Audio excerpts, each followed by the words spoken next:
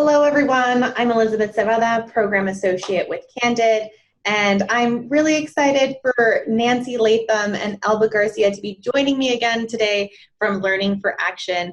They joined us earlier this summer for part one of a two-part series, and we're going to be doing part two on July 25th for Is Your Advocacy Making a Difference? A framework for evaluating your campaign. Thank you so much for coming back and joining me. Well, good to be back. Yeah, thank you. I wanted to get the conversation started today by asking you, Elba, what are some of the most common challenges that advocacy organizations experience when evaluating their work? Well, for advocacy organizations, it's always natural to think about and focus on what are the ultimate goals of their campaign. So in this case, they're thinking about, what is that bill that they want to pass or a policy that they want to see implemented. And a challenge related to that is that those things can take a lot of time. And so in order to see, it can get really frustrating when you're not able to tell your story because, again, those things move on a much slower pace than, say, in a different type of evaluation. Yeah. And so to overcome challenge, what individuals often do is default to then looking at what are the day-to-day activities that are more measurable and that we can track. For example, activities such as meeting with legislators or having events where they're raising public awareness.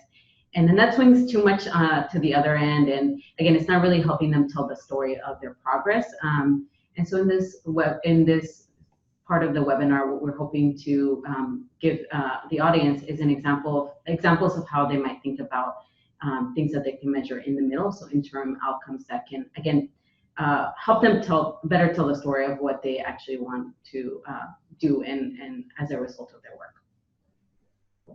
Thank you for that, Elba. Nancy, I know we'll be discussing the importance of reflection when it comes to evaluation work. Could you provide our audience a sneak peek of what you'll be sharing on the day of the webinar? Sure, and let me just start by saying that for us, we really focus on evaluation as a tool for learning and reflection and less so on the accountability aspect. So it's really important for us to be able to share some tools that people can walk away with and be able to use in their own reflection. And the other thing I wanted to start with is the fact that we do know, like from working with advocates, reflecting and thinking about the context they're in and their campaign that they're working on, that's really a strength that they have. It's not like advocates aren't thinking about reflecting already, but what we can share and provide is a tool and a way to approach tracking data that can support the sort of rigor and discipline practice of reflection. And so in particular, we'll be deepening the knowledge from part one, bringing it back to support the people who are watching the webinar, figure out how to actually create what we're calling a rubric. Many of the people watching this video probably have heard that term, but it's just a qualitative scale, essentially. A really easy one to think of is poor, fair, good, excellent, but it's much more complex than that, obviously, when people are tailoring it for a campaign. But we'll share how to make the rubric and then how to track it in a sort of low, burdensome way, and then use it in a structured fashion for continual reflection and looking out in the context and comparing it to how you're doing with your campaign.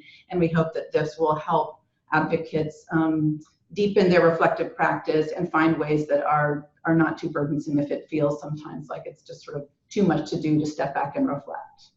Yeah, definitely. Anything that you can do along the way as you go is always, something that our audience tends to gravitate towards. So I think No, go right ahead. I realized that I wanted, Elba has a really great example of an advocate that used this technique and found it really helpful in terms of reflection. Yeah, so Nancy's referring to, we worked with a collaborative of organizations in the San Joaquin Valley, which is Central Valley here in California. And part of their work was really focused on building power within their communities, and they wanted to be able to demonstrate all of the work that they're doing to develop leaders within those communities. And so we developed a leadership development rubric, again, to specify a lot of the knowledge that is already in their heads about how they develop leaders, but they didn't have, they didn't have a common language that they were using across organizers, and they didn't have a framework to be able to say, okay, what does it look like for a leader who's maybe just starting to get their feet wet and entering a campaign, to someone who's like really found their voice and is, being that leader and really representing the needs of their community. So we were able to, again, help them kind of give structure to that intuitive thinking that they already had around what that looks like. And they found a lot of value, not only in, as Nancy was mentioning, the reflection process, but also in developing the rubric. They had a lot of discussion about what their different interpretations of leadership meant and where they expected to see movement for different people.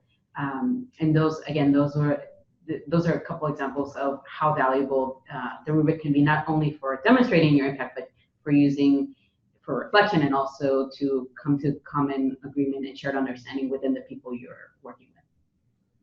Yeah, no, thank you for sharing that example. I think it really helps, ground the conversation. And I'm excited for you to share more with us on July 25th of your experience working in the San Joaquin Valley.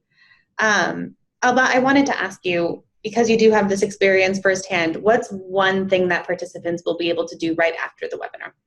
Yeah, great. So after we kind of explain what a rubric is and demystify, it is really a really easy tool to use. And part of the reason we like it is that it's so intuitive. So we hope that the viewers can walk away from the webinar excited about using it and feeling like they can, go make any kind of rubric that they want, and they'll just start, like Nancy and I will start seeing rubrics everywhere. Yeah. We do see them everywhere now. I love it. Rubrics will take over the social sector right after our webinar. At least that's the hope. They really will. We're the avant-garde. Well, I know we talked about your favorite podcast the last time you ladies joined me. So today I wanted to dig a little bit more into your reading. Do you have any favorite books that you wanted to share, Nancy? My favorite book of all time is a book called Mink River, and it's fiction. It's set in a fictional town in the Pacific Northwest. Have you read it? Oh, no. It's wonderful. You'd love it. And I have to read it. And that town is populated by Native Americans and people from Ireland, and it's just really. There are many portraits of the varied characters in the town, and there's storytelling from the perspective of like an unborn human, a talking bird, a tree, a river, like the storytelling from all different angles. It's just very beautiful. It's like reading poetry. I highly recommend it. Alba, any favorite reads on your end? Yeah, it's not my top favorite. I always find it hard to say which one is my top. But right now, our organization is doing a lot of work around equity and racial justice, and so I've been getting a lot into books in that area. And right now, what I'm reading is a book on how to be a good person, the person you need to be, and how good people fight bias. And it's been really interesting to kind of take a deeper look and hear stories about how intentions often don't. You aren't aware of the intention of people and kind of the impact that the different ways we operate and engage and interact with others may impact just their experience. So that's what I'm reading right now. It's a really good read that I recommend. Great. Well, something a little bit more lighthearted and something to help us dive deeper into our work. So I appreciate both recommendations. Thank you for sharing your experience, both of you, with our online audience. I'm actually quite excited to dig into rubrics myself on July 25th. We invite everyone out there to join us as well. Be sure to register on grantspace.org by July 17th to take advantage of our early bird pricing. And again, if you can't join us live, do register. You'll receive a recording so you can watch all the content on your own time. Thank you, everyone. Thank you. Bye-bye.